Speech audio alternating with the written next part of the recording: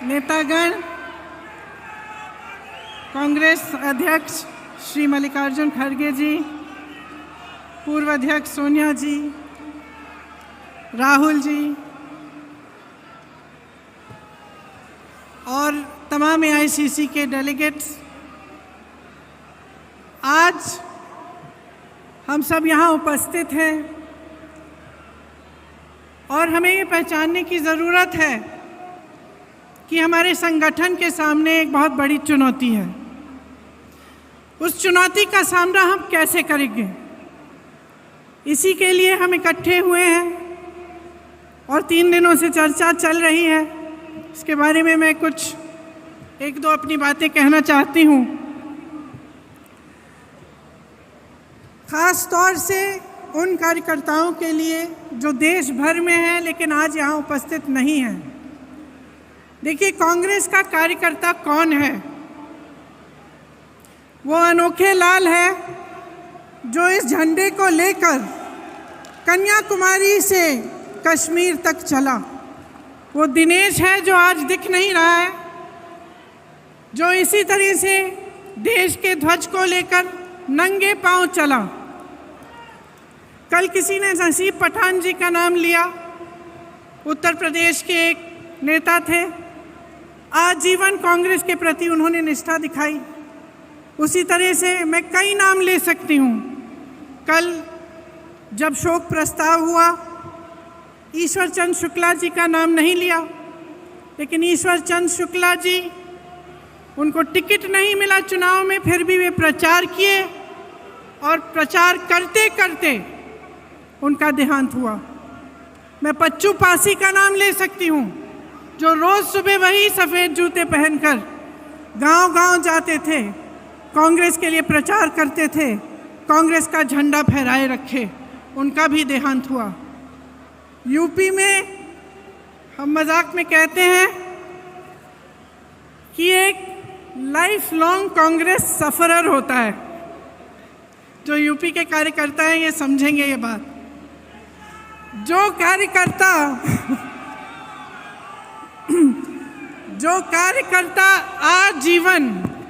आजीवन अपने वजूद के लिए संघर्ष करता है, वो मैं आज थोड़ा उसके पक्ष में बोलना चाहती हूँ। और मैं कहना चाहती हूँ कि जब भी हम ऐसे इकट्ठे होते हैं तो हम नए नए प्रस्ताव लाते हैं और ये सही है। हमने कहा है कि मंडल तक हमें अपना संगठन बनाना है, ब्लॉक तक बनाना है, नए लोगों को जोड़ना है, लेकिन ये कर्मकांड नहीं होना चाहिए। ये प्रस्ताव कागज़ पे नहीं रहना चाहिए। इसको करने के लिए हम सबकी जिम्मेदारी बनती है कि हम गांव-गांव जाएं, ब्लॉक ब्लॉक जाएं और अपने संगठन को मजबूती से बनाएं। भारत जोड़ो यात्रा निकली, श्री राहुल गांधी जी बैठे हैं। उन्होंने कांग्रेस की विचारधारा की एक लंबी लकीर खींच के दिखाई।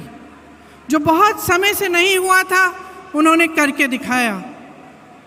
पूरे देश ने देखा कि कांग्रेस का कार्यकर्ता, कांग्रेस का नेता किस लिए खड़ा है, किस विचारधारा के लिए लड़ रहा है, उस विचारधारा का मतलब क्या है।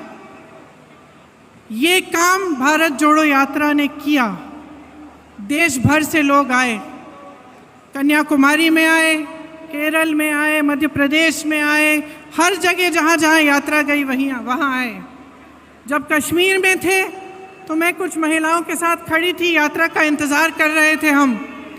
उन महिलाओं ने मुझे कहा कि 3 सालों से उनको घर से निकलने की हिम्मत नहीं थी, लेकिन इस यात्रा ने उन्हें हिम्मत दी, वे बाहर आए। तो ये हिम्मत दिलाना, ये हम कांग्रेस जनों का काम है, जो समझ रहे हैं कि देश में गलत हो रहा है, जो देश की राजनीति को देखकर समझ रहे हैं कि जो हो रहा है वो ठीक नहीं है। उनको एक प्लेटफॉर्म देना, उनकी आवाज़ को बुलंद करना हमारा काम है। जो नहीं समझ रहे हैं उन्हें भी समझाना, उनके पास जाना हमारा काम है। तो ये एक बहुत बड़ी जिम्मेदारी है। हमें अपने गिले शिकवे अलग करने पड़ेंगे एकजुट होकर लड़ना पड़ेगा। हमें दिखाना पड़ेगा इस देश को कि आज नौजवानों के पास रोजगार नहीं है। जितने भी विज्ञापन हैं, जो भी दिखा रहे हों, जहाँ जहाँ हम जाते हैं रोजगार नहीं है।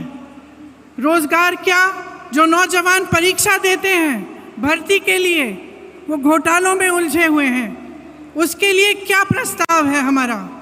ये कांग्रेस पार्टी इन 3 दिनों से जितने भी प्रस्ताव ला रही है, जैसे किसानों के लिए मैं आज पढ़ रही थी कि एक प्रस्ताव है कि न्याय योजना की तरह हमें किसानों के लिए एक योजना बनानी है। तो ये सब बातें पब्लिक तक पहुंचाना हमारा काम है और इसमें आपकी बहुत अहमियत है।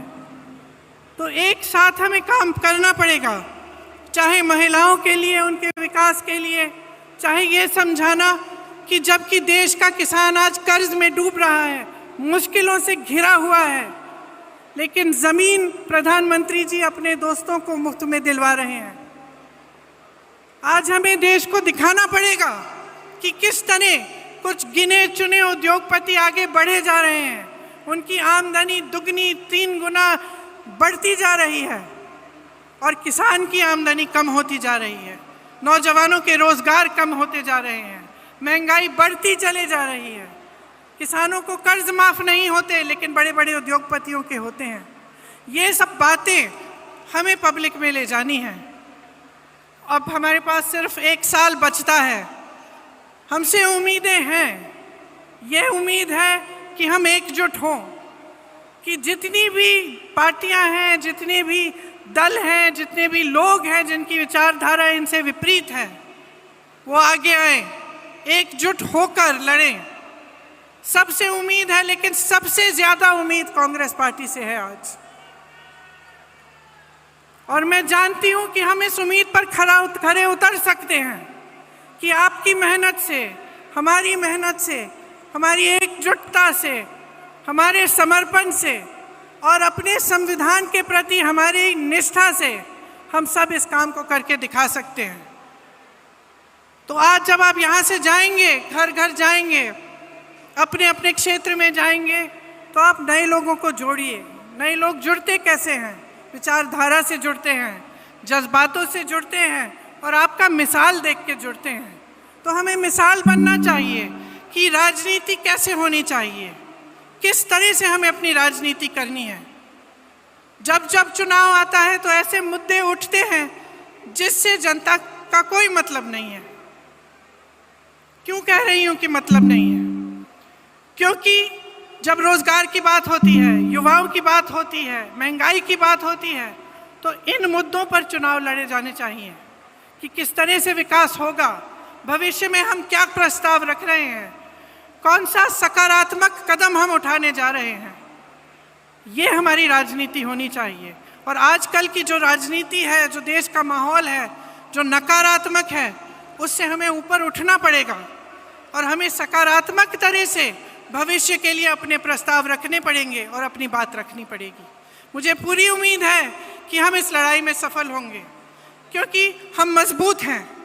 आज भी अगर आप सब यहाँ बैठे हो, इसका मतलब है कि आप पार्टी के प्रति समर्पित हो और आप निडर हो। हमारे तमाम नेताओं पर, कार्यकर्ताओं पर इस सरकार ने दमन किया है। आज भी, कल भी छत्तीसगढ़ में रेड लगवाए, एजेंसियों के द्वारा क्या क्या नहीं किया, लेकिन आज भी हमारे नेता खड़े हैं, आज भी हमारे कार्यकर्ता खड़े हैं। और मैं जानती हूँ कि आपका संघर्ष क्या है। अगर हमें पूछताछ के लिए 2 दिन के लिए बुलाया जाता है तो आपको जेल में महीनों के लिए रखा जाता है। अगर हमें पुलिस घसीट के ले जाती है तो आप लाठियाँ खाते हैं। तो हम जानते हैं कि आप में कितनी हिम्मत है। अब देश को भी ये हिम्मत दिखानी है, देश के संविधान के लिए, लोकतंत्र के लिए और एक मजबूत भविष्य के लिए हमें सबको इकट्ठे लड़ना है।